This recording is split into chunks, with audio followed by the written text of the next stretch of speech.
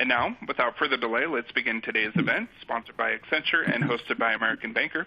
I'd like to introduce your moderator for today, and that is Penny Croasman. Penny, you have the floor.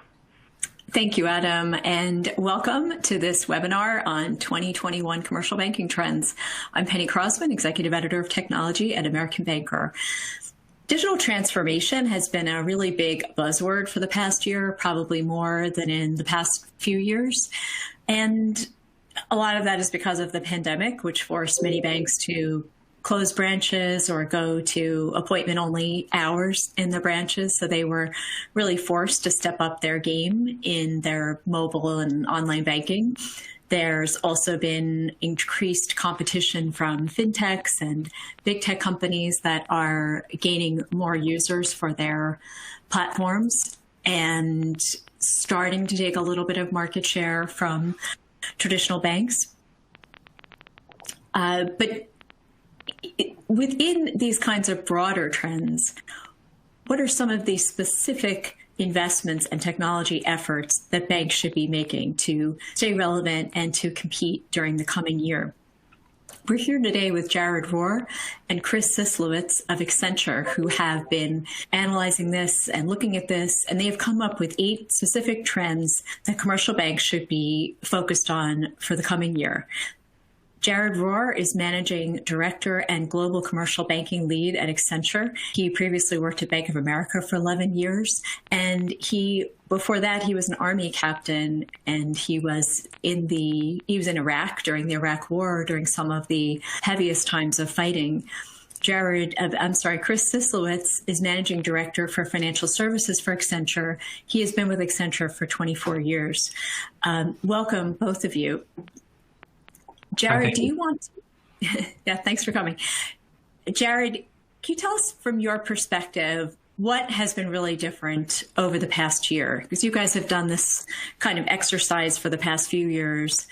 What really stood out making 2020 really different? Yeah, sure. And thanks for having us today. We certainly appreciate the opportunity to talk about these trends. I think when we pulled up and looked at 2021 relative to prior years, I think we're seeing this as a bit of a pivot here, if you will. So when you look back at 2020 and really what's happened through COVID and kind of banks starting to realize what's possible, as well as kind of this idea of focusing on a broad investment spend over a period of years at this point, we're starting to see banks both see the potential and realize the potential of these investments while simultaneously losing patience on the long-term spend, if you will. So I think there's a bit of focus on continuing to build out those capabilities that are going to be core to your digital future, right? With an immediate need to begin to push those capabilities forward, whether client-facing, employee-facing, that begin to really realize the power of what's possible as we think about where we're at, right? I look at something like PPP. And I hope everybody hasn't hung up now that I've said PPP. But when I think about the PPP program specifically, and you think about all of you that were involved with this, and I think many of you were, $300 billion of loans was processed by this industry in the United States over 4 to 6 weeks. $300 billion went out, and there was no process, there was no defined role on this. And what we saw is many banks really push to a full-on digital solution in a matter of days and weeks. It wasn't easy. It certainly came with its own sets of pain. But the other side of this, customers, clients of our banks, as well as senior executives, are saying, if I could pull this off, why am I still unable to realize the power of digital, right? And that's kind of where we have seen the biggest pivot. So it's a bit of, you've got to continue to drive where you're going and not lose sight of that, but simultaneously begin to realize the power of what you built. Okay, so that's what you'll hear us really speak to today. That makes sense. Chris, anything you want to add? Yeah, maybe just a bit of context about this year's trends before we jump in there, which is, I think when we look at last year's trends, we had 6 very discrete trends that were somewhat standalone and intentionally somewhat disparate. I think what we'll see this year is that the trends are very fluid, and that one naturally bleeds into another. And that's, to Jared's point, I think that's a reflection of where we are and where we see the industry heading. So I won't spoil what's to come, but I think as you'll start to see that natural fluidity as one trend sort of bleeds into another. All right, cool. Well, let's jump into that first trend, which is around becoming digitally fluent. Jared, can you kind of walk us through this framework that you've got up here? Yeah, absolutely. And I think that, this trend, you'll see trend one in just a second here, but as we look at this framework, right, we think this is kind of the bedrock and the cornerstone of everything else you need to be focusing on, right? And I know, sometimes people get a bit exhausted with talking about, people and the journey of the organization, but by and large, this is the single most important thing that you have to be focused on. And we think that this framework becomes really, really critical as to how you think about what's going to be presented today and how you think about how this applies within your own organization. Starting at the top around the digital foundation, you'll hear us talk about this today, but this is really the enabling capability and the technology tool set that's going to get you to be a truly digital bank, right? Moving around to the right, digital operations, again, rather straightforward in what that is, but an application of digital in workflow and capabilities around how you're transforming the way in which you deliver these products becomes really, really key, right? And that's both internally and externally. The last two are probably the bedrock and cornerstone of what we're talking about here, really around digital leadership and culture, and ensuring that at the every level of the organization, from the top of the organization down, digital is first and foremost on folks' minds, right? As a singular focus and digital enablement. And then lastly, around this, this workforce TQ, if you will, digital workforce TQ. And what I find interesting is some of my best and brightest colleagues are like, "What's TQ?" Right? And it reminds me of years ago, not many actually, but where I was like, "What does this digital thing mean?" Right? Because you hear it everywhere. You're like, what does this mean? And the same is happening with TQ. But this is really, what's your technology quotient, right? How are you becoming technically savvy at every level in the organization? And how are you building this kind of a culture? So all these things become digital fluency, is the way we think about it. If you want to slip to the next slide, this is probably the key point of what this trend is, right? So it's about bringing these things together and it being you.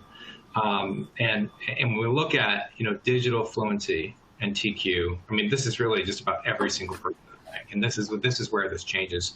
Gone are the days, right, where the banker is telling the technologist that this is what I want, and then the technologist decides how it's going to be delivered, right? Gone are the, I think limited are the days where the chief digital officer is driving the digital strategy, right? One of the things that you'll see in our paper is we're clearly stating that we believe that the role of the chief digital officer will become less and less relevant over time. And I think that's it's a pretty bold thought, but it isn't necessarily intended to say that the role of the chief digital officer is not important.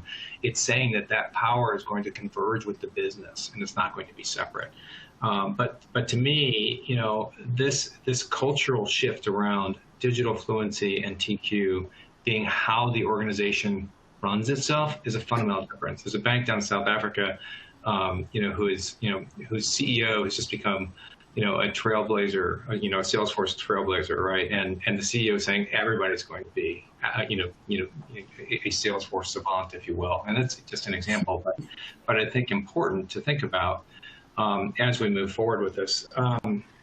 The other thing beyond kind of, culturally thinking about how you're building up and growing this talent internally is looking at how you're hiring. One of the things that, we looked at the survey late last week, and it was just rather enlightening and fascinating to me. But we are seeing, by and large, bank technologists and bankers who are departing the industry to go to the likes of Amazon and Google. So we're learning here, and you'll hear us talk about fintech risks in a bit, but that's an enlightening trend in its own right, that you're growing up and learning about banking, you're going into fintech. And just importantly, the inverse isn't true. When banks are looking for leaders, they're looking at other banks. They're hiring all the time people with a similar background and skill set, and looking for a different, more digital outcome, right? So all this becomes really, really key. But to me, right, the key thing I want folks to take away from this trend is this is a massive shift in where digital capability and digital fluency and TQ all come together to where the business is driving this outcome alongside technology. But it is a fundamental shift where it is absolutely everybody's job to drive towards a technical digital revenue.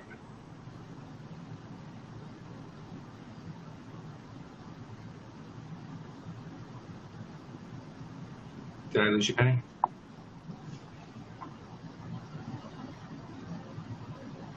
I think we've lost Penny. Chris, are you there? I am, yes. I think we may have lost Penny there for a second. So I guess with that, while we wait for Penny. Any comments from you, to capitalize or to build upon some things I've thought about as we move forward? Yeah, I think you touched on it with this convergence point, right? And I think that's the key, which is not that one group is going to take over the other necessarily. It's that they are naturally merging. This concept of chief digital officer, the concept of commercial bank leadership is merging into this dual responsibility where digital and TQ is just part of your daily life and frankly your job expectation. And I do think that's something that is new and is rapidly accelerating.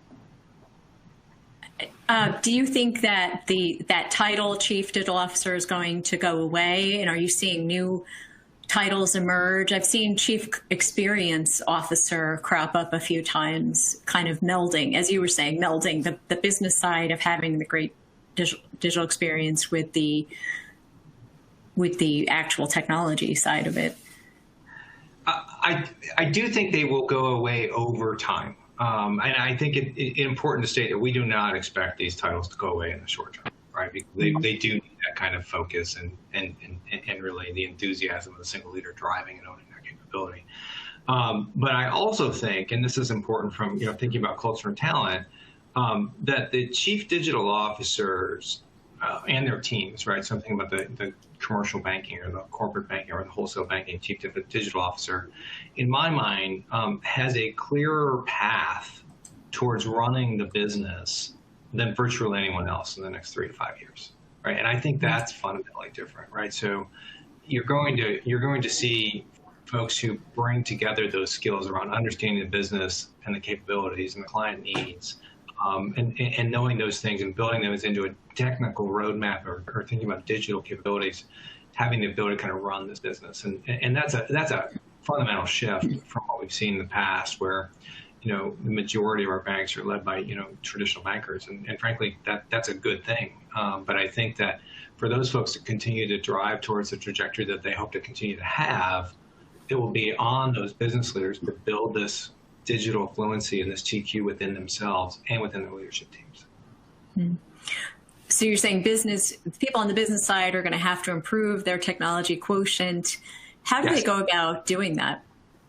Well, it's funny, Accenture is helping firms do that today, right? So we have, firms like Best Buy and Nike where we're actually helping drive and build this kind of a culture, right? And that's not necessarily the only path forward, but I do think that the answer goes back to the wheel we showed a moment ago that says, are you building capabilities around these things? Is digital fluency a priority of the firm, right? Are you thinking about how digital fluency and digital touches everything you do, right? And if you're doing that and building this cultural change that rewards those kind of behaviors, takes risk on digital capabilities, and is thinking about how those things drive your future, that is how you do it, right? It's not a silver bullet. It's a cultural shift that is focused on investment and training and building, agile teams that is the new way of working, right? I've talked for years with commercial banks around, strengthening of the product management organization, right, as opposed to, especially in the credit space where we've never really seen true product management. And I think with the digital capabilities that are out there, you'll see that kind of a role build itself into truly owning kind of the business, and that will begin to build further incubation of those capabilities. Does that make sense? Yeah, absolutely. So maybe we should move on to the next trend, which is digital foundations aren't built in a day. Would you like to comment on that, Chris? Yeah, let me take that one. So, kind of the concept here is, Rome wasn't built in a day, neither was your digital foundation, right? It's an acknowledgement, frankly, harking back to last year's trends. In many ways, I would say this one trend encapsulates all 6 that we talked about last year, which is the digital foundation is the heart of the bank's investment. And these are multi-year journeys. And for most folks, they're somewhere in the muddy middle. We think these are probably 5-year journeys. While there are certainly some banks near the end of it and some banks at the beginning, the vast majority are in that year 2, 3, 4, where they've lost sight perhaps of when they started and can't quite see the finish line and are in this uncomfortable middle zone. But I think folks need to take solace in the fact that these are massive transformations. We're talking about payments modernization, replacing your commercial loan origination system, migrating your digital infrastructure to the cloud, redesigning your entire operating model and your lines of business. So these are massive transformational initiatives, and folks shouldn't be alarmed that they are taking time, that they are taking massive amounts of spend and organizational capacity, and frankly, that they're not done. So I think, if there were 3 takeaways for me for this one, is 1, it's okay that you're not done. 2, stay the course, right? Keep focus and stay the course. And 3, and this will be the segue into the next trend, the benefits are coming. So don't lose sight of the fact that you're going to see real benefits here. Mm. And what are the remaining, the biggest obstacles that are keeping people feeling stuck? Is it money? Is it the effort required? Is it the difficulty of doing a core transformation, the risks of that? What are the key things that are? Yeah, I mean, at the risk of being cliche, I think it's organizational ADD, right? I think it's very easy to get swept up in the newest regulation, the latest problem, right? I mean, certainly there were plenty in 2020, and they're bound to be more in 2021. But I think it's about making sure that you maintain that organizational focus and capacity. Yes, it's going to consume large sums of money. Yes, it's going to consume large sums of your valuable resources, your SMEs within your business line. But the key is going to be organizational focus and commitment to finishing the job. The worst thing you can do is get halfway through the foundation and not finish it. Yeah, and the thing I might add is that, this is indeed very complex, right? And the foundational capabilities of migrating to the cloud, replacing an LOS, modernizing your payments platform, right? Changing out your loan servicing platform. These are big, hairy, complex things that are essential if you're going to actually unleash the power of digital. But they're hard, they're complex, they're expensive, right? And they are foundational, right? And I think that more often than not, C-level leaders are saying, I've spent a ton of money in this space. Where's my return? And, and unfortunately, I think that part of the digital foundation is that you're building is indeed the ability to unlock the return, right? And it's not exactly the return. And I think that becomes really an important inflection point to say, if you stop spending when you're finished with your foundation, you're still falling behind, because the businesses or the banks that are moving forward the fastest and are becoming most digitally savvy are those that are actually saying, now that I've built this, what am I doing about it, right? How am I realizing these capabilities? Hmm.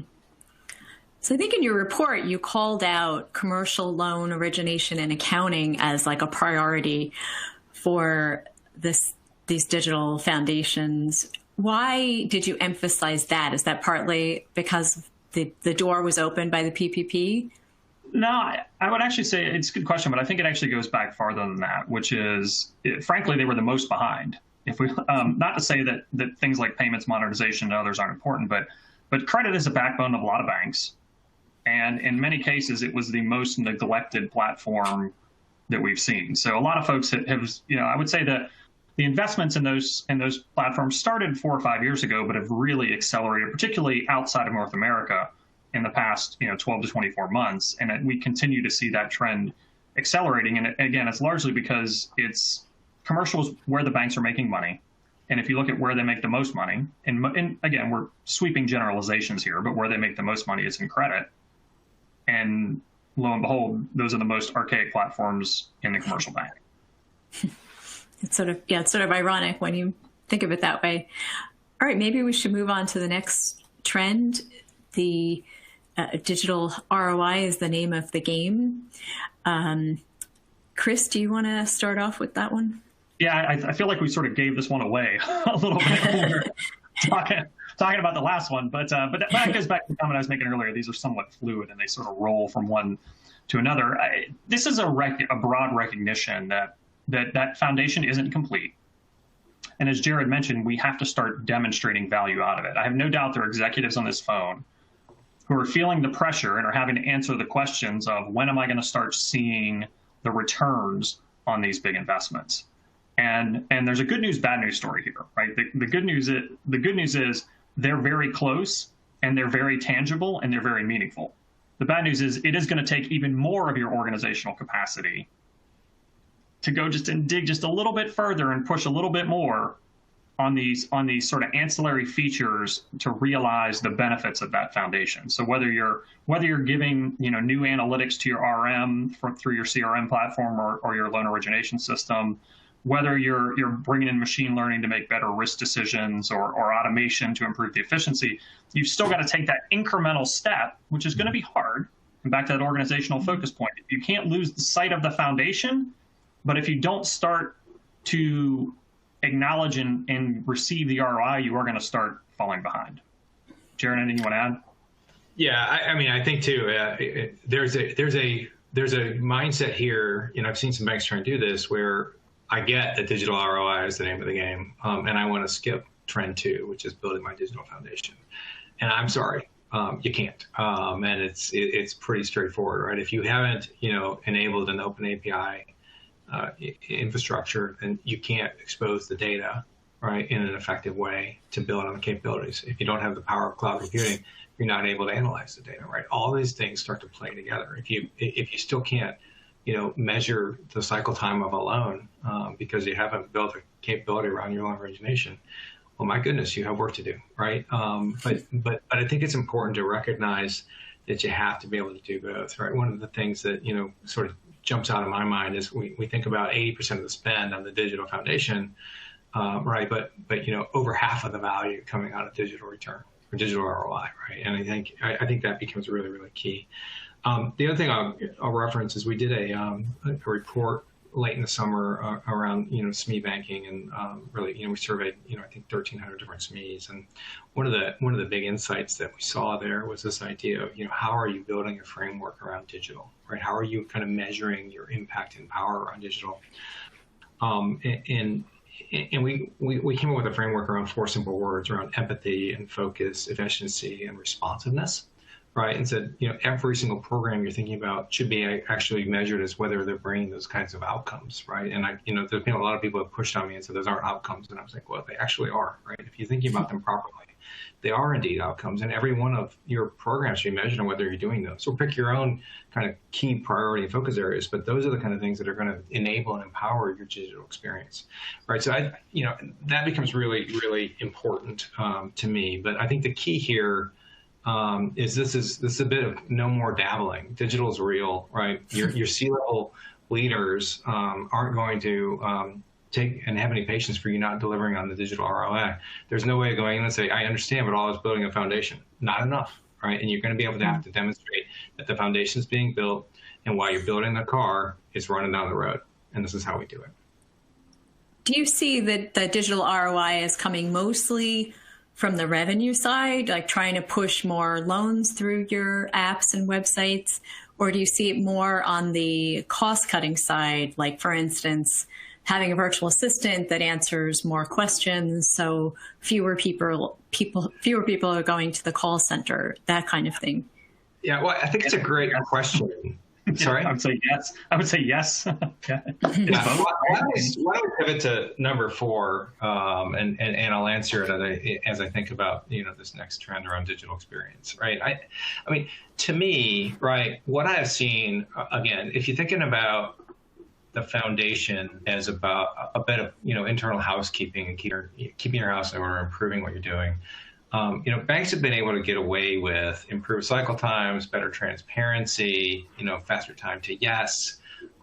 These are kind of capabilities over the last couple of years, right? And that has been enough to satisfy the demand of the customer. But now I think we're in a situation where customers are absolutely looking for this full-on digital experience, right? So the banks are going to be forced to expose legitimate digital capability, right? And I think that this will be a big differentiator, right? I think it's going to answer your question, and it's the same as what Chris said. It is a bit of both, right? I think, but I think the way in which you're thinking about it is going to be important. It's what are those digital outcomes I'm looking for, right? And those will ultimately lead to cost reductions and different ways of experience. But I think the experience has to start first. Banks have to think a bit more like a software or a fintech company if they're going to be effective. When I think about this page specifically and this trend, I come with another example around maybe PPP forgiveness, right? So I mentioned earlier PPP, but it was a great learning environment for all of us, a painful and important learning environment. But what we also knew, or maybe we didn't know, right, is when the forgiveness program was being rolled out last summer, that customers who didn't have a positive experience, right, which is essentially any customer didn't get a full forgiveness, right, it was going to be a bad customer experience. And it wasn't like the banks could go back and blame SBA. It was going to be the bank's problem. And we worked with one regional bank in particular to build a PPP forgiveness program. And before we did anything, we said, what is the experience for this customer? From the onset, how do we think about the experience? Very, very, very different focus for this bank, but started with, let's start with what we want the customer experience to look like. We know this is going to be a difficult experience. How do we communicate with them effectively? On and on and on.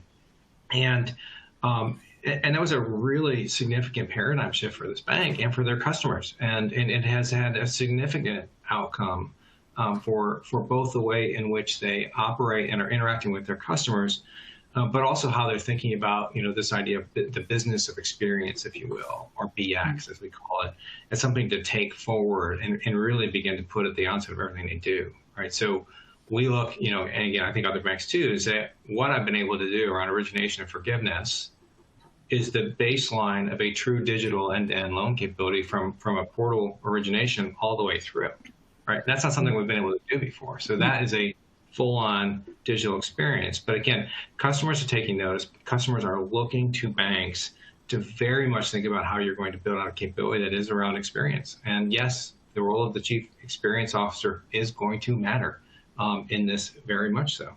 The other thing I think that needs to be kind of pointed out is experience. And if it's a vanilla experience, it's not going to be differentiated. So how are you going to begin to think about how you differentiate your customer experience, right? As you build this out. But this is about, what are my outcomes? What am I trying to achieve? From a softer perspective, what do those outcomes really be? Like I mentioned a moment ago. And what do I want to do to be able to differentiate and build that capability? How am I building omni-channel experiences? On and on and on. Another example, right? A large Canadian bank, one of the very large Canadian banks, is already exposing data to their customers in the SME market, in the business banking market, putting that data out there and providing the insights, right, for customers to build upon and understand. Right, that's valuable. That's meaningful. That doesn't require a relationship manager to tell them about it, but it's like, here's information, experience that helps you think about how I'm adding value to you as a customer just by logging into my portal. Right. So this becomes the year where it's a bit of put up or shut up, right? And the customers are going to be demanding digital experience, and I think we'll see those start to come in the latter half of the year.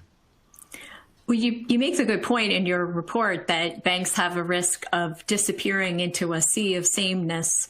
And you still see that a lot of bank mobile apps do look pretty similar and have similar products and features. And, a few started offering early wage access and now more offering, there tend to be things that there'll be a few early adopters and then others will follow. Do you think it's necessary to have products that are truly different, or is it more a matter of the presentation, like what the app looks like and the responsiveness of it and that kind of navigation and interface that's more important? I think there's a mix here. There's a few thoughts in my mind, but when I look at where banks are going to have to focus, I've just lost my screen. I don't know if you can hear me. Can you see me? Yeah, we can. We can hear you. We can hear you. Okay, that's great. Total black screen here. Gotta love this whole new we're in. So can you refresh the question for me? Sorry about that. Oh, okay. I was just saying, I thought you made a good point in your report that there's a risk for banks of disappearing in a sea of sameness.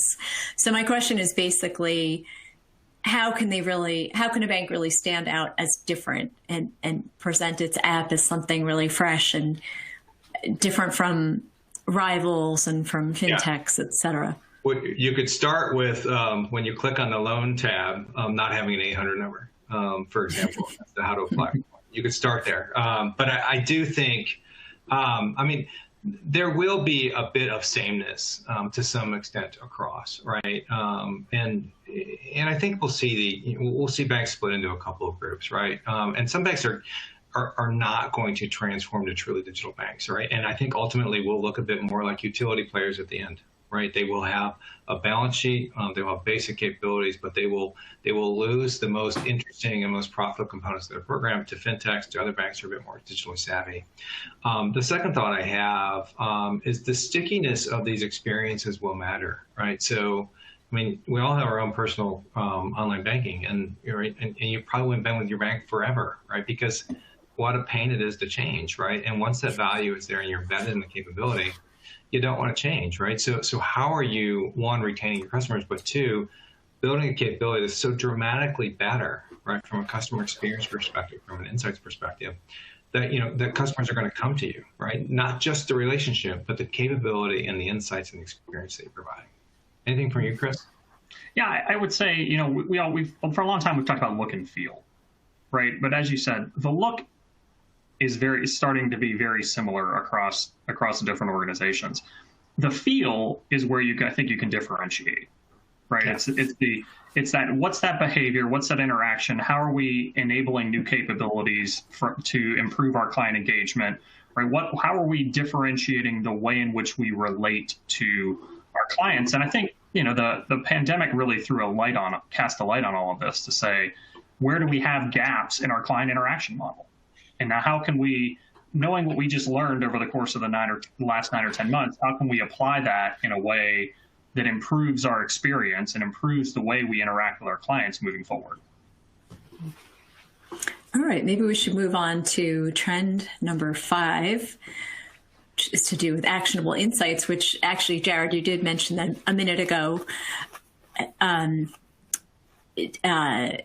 Does somebody want to comment? Jared, do you want to comment a little further on that? Yeah, sure. Yeah, I think, I think this just needs to get real. It's a time to commit, right? And again, I think that we have seen banks dabbling with data, right, which is why we're calling them experiments, to really getting, actionable.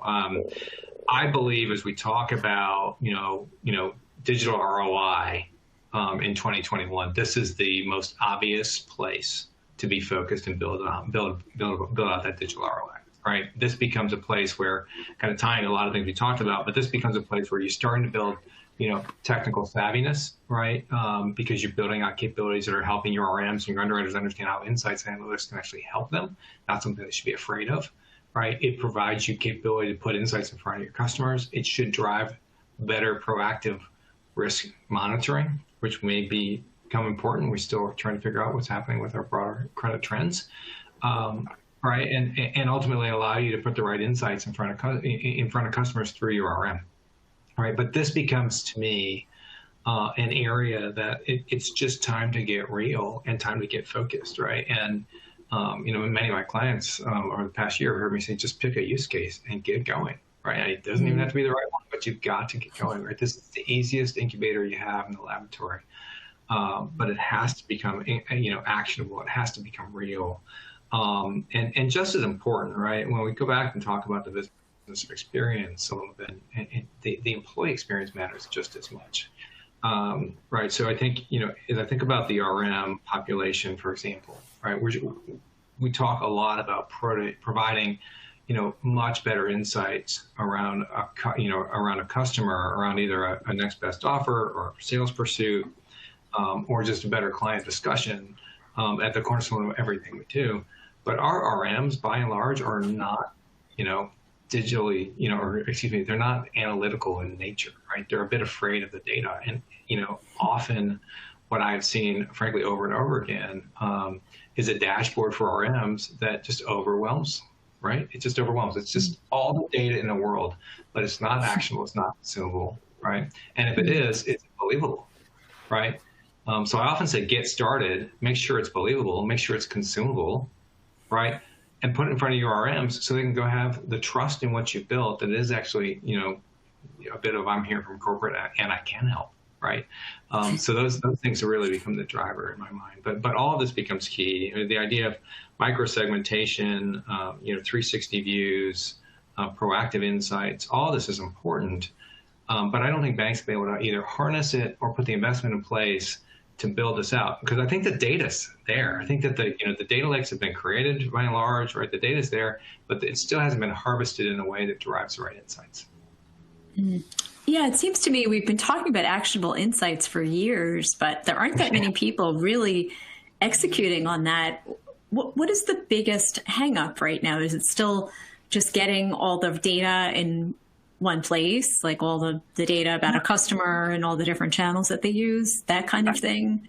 Is it the analysis? Yeah, no, I think it's the overwhelming nature of it, right? It's back to Jared's point around pick a use case. Like, it doesn't even have to be right, but just pick something, right? It's this, okay, now I for years I've been saying I need all this data. Well, now you have it. And now it's overwhelming and intimidating, and where do I start and what do I do with it? Well, just what are you trying to solve? Pick a use case, right? We talk about microsegmentation. This is kind of one of my favorite examples as of late. This we used to look at sort of at macroeconomic trends by geography, like this, at least in the U.S., right? This part of Florida is not doing well, and everything in that area wasn't doing well. Well, now we're looking at, take the restaurant sector, right? Are you a takeout model or are you a dine-in model? Materially different results, right? So how can you look at the data that you have and say, where do I have real exposure? How do I start to segment that data in a meaningful way that I can take action upon it and really understand what my risk profile is, where my opportunity profile is, and how I start to differentiate offerings, be they payment solutions, right, credit solutions, whatever they may be, to these different, to true micro segments, right? Let's stop talking about food and beverage as a macro segment and start looking at, what are the different types of retailers that exist. Mm-hmm. I go back to culture too, right? So, right, we talked a little bit about TQ, and I hear all this and I say, my goodness, I bet a bunch of bankers are like, this scares me. I don't understand it, right? And our data scientists are like, this is super cool. I wish I understood what an RM did more.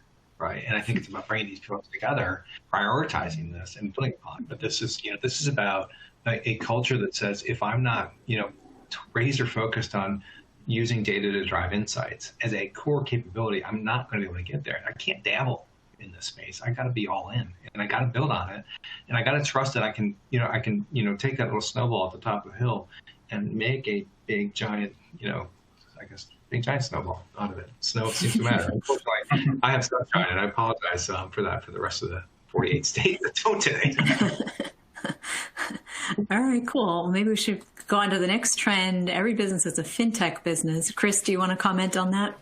Yeah, this is in sort of what I would call an evolving or emerging trend, which is historically fintechs have fit nicely into a couple of categories. There were software providers that gave you as a bank a solution to implement. There was the alternative lenders or the neobanks that were competitors, and we called fintechs. Now that's getting really blurry as other folks start to enter the market, right? Now you have fintechs that are not clearly allies, adversaries, and kingmakers, but all of the above, right? And what we're seeing, I'll call out an example we talk about in the report around Shopify, right? On paper, Shopify is an e-commerce application, but they've now embedded financial services offerings into their buy now, pay later into they're offering, making them one of the top 10 largest, arguably financial services providers. So, on paper or in kind of public knowledge, they're an e-commerce company. On a balance sheet, they're a fintech. And that's a pretty fundamental and frightening transformation as we start to think about especially in payments, or you think about where payments has gone and where it's going very rapidly, as we start to see embedded payment models, and now branching that into buy now, pay later, and dipping into the credit business, particularly in the SME space, we start to see more and more and more, whether they're fintechs, big techs, products companies, other financial services offerings, right, all coming together and everybody penetrating into that fintech space, which leads to a comment we talked about earlier, which was how does a bank avoid brand erosion? How do you avoid becoming just a utility? There's obviously some inherent advantages around cost of capital that are going to prevent banks from being eliminated, but I don't think most folks on this phone want to be strictly a back office utility that fades into the background. And I think that's going to be the character crisis that banks are going to have to deal with here in the near term. And maybe a business model choice. Sorry, Jared.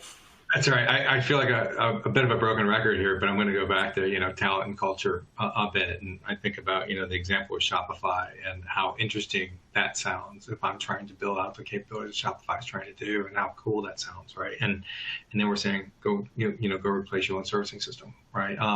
If I'm a technologist or I'm a business lead, one of those sounds way more interesting. Right. And I think this just goes back to building a culture that says, I am going to make a size investment in digital capabilities, and I'm going to make my bank a digital company first. Right. And, I think it just kind of continues to be a drumbeat that, the business leaders within these banks have to understand and see as a critical capability that they have to build. Otherwise, the fintechs that are friends today become your competitors tomorrow, right? And to Chris's point, you end up, really just with the core processing capabilities that are, low margin, and you run the risk of a generation-long brain drain out of the banks. Yeah, it's an interesting time in that way. A lot of partnering, a lot of independent work, a lot of choices to be made. So your next trend, responsibility gets real. That's to do with social responsibility and environmental responsibility, et cetera. Jared, do you want to comment on that? Yeah. So I think I'm trying to move a bit away from kind of the digital. I think we're trying to beat that in your head a bit today, but to some other capabilities and things that are going to be important as you think about the year in front of you. 2020 has been a year like no other. I think we all kind of can see and realize that across the board, whether it be social justice or increased focus on environmental sustainability, et cetera. These things are real and just important. The feedback can be real time for companies across the board for a rapid, with a rapid reaction on social media that can be very consequential to a brand. We have seen banks kind of, for several years be focused on social responsibility at the corporate level.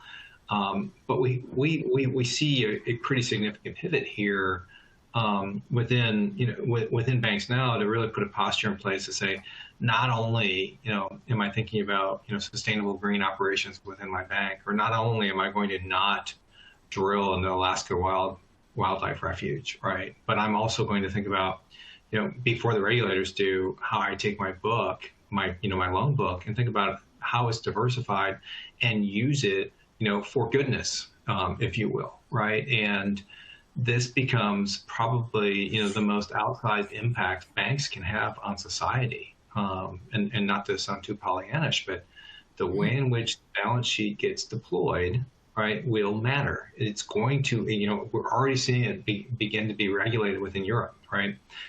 Where banks are having to understand, having to report what their, economic return, what their book looks like for ESG causes, right? And that's something that you need to start reporting on, and there's going to be a capability to do so, but it's going to also very much influence the way in which you lend over time, right?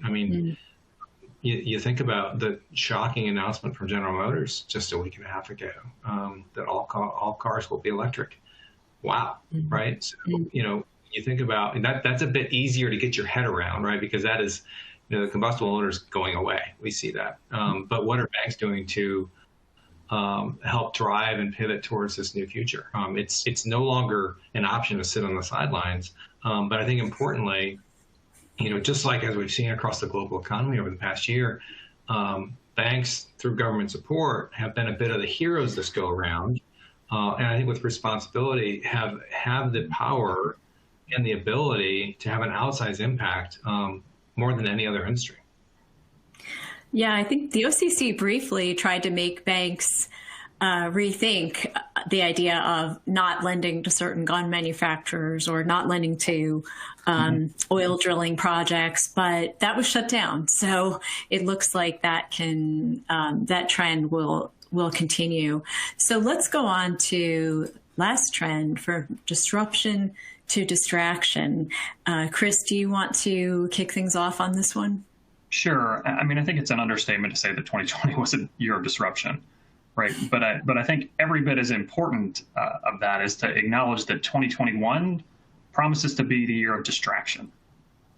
And if we think about the fact the pandemic's still going on, virus distribution is a distraction. Work from home continues to be a distraction, that convergence of work and office, right?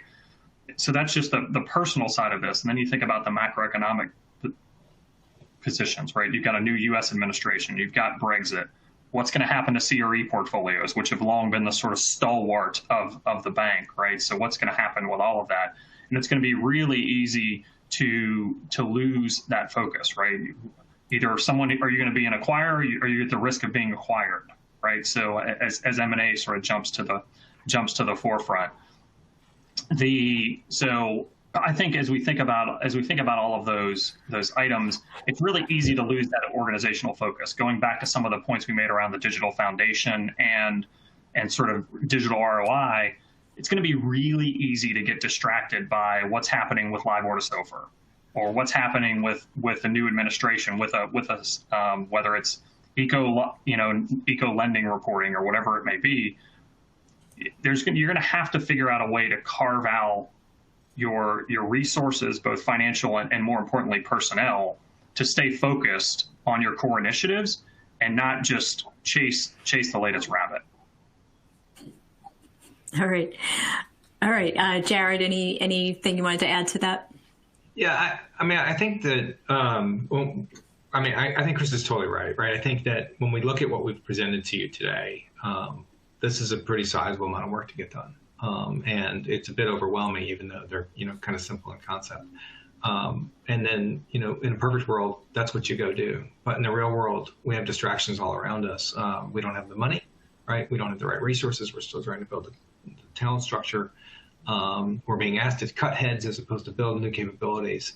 And that's when the decisions get harder and harder, right? So I think it just becomes really critical to figure out, how you're going to build the bank of the future while you continue to run the one you got. Yeah, good point. So we have a number of questions from the audience, and we'll try to get to as many of them as we possibly can. I know early on somebody asked for a reminder of what TQ is, and that was technology quotient, and that was the degree to which somebody, I guess, understands technology trends. Is that the right way to That's right. define it? I think that's right. So, how are you becoming technically savvy? How do you understand, what applied intelligence is, for example, right? If you don't know what that is, you probably don't have a high level of TQ. But, it's interesting on TQ, we are at Accenture going through, every single one of us within our, 400,000 person company are being required to take TQ training, right? And it's a lot of training, but we're all doing it, right? And that is about building that cultural shift that says we're all responsible for it, right? All 550,000 of us. Oh, that's a big company. I didn't realize how big you were.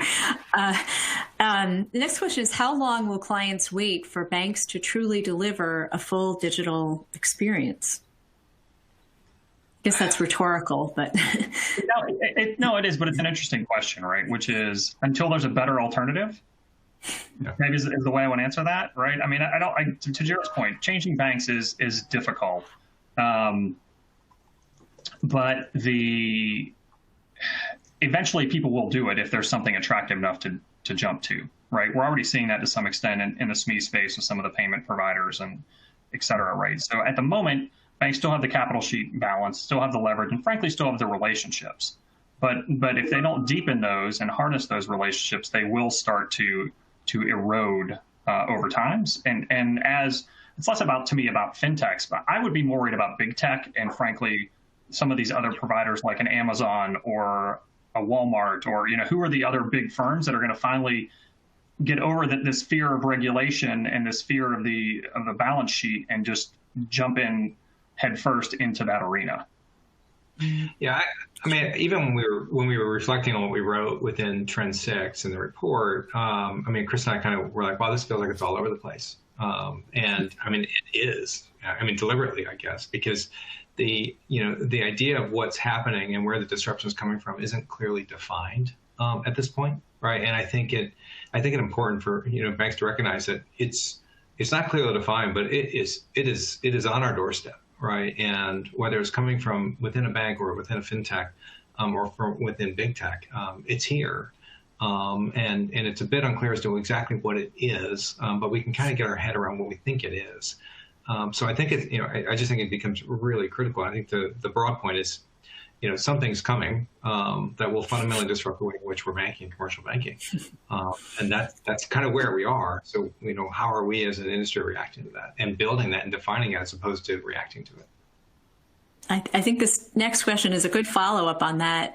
The question is, for institutions that do not have the budget, means, or capabilities to undertake large digital transformations, from what micro-transformation could they see the biggest impact? Go ahead, Jared. Well, yeah, I'll start. Please.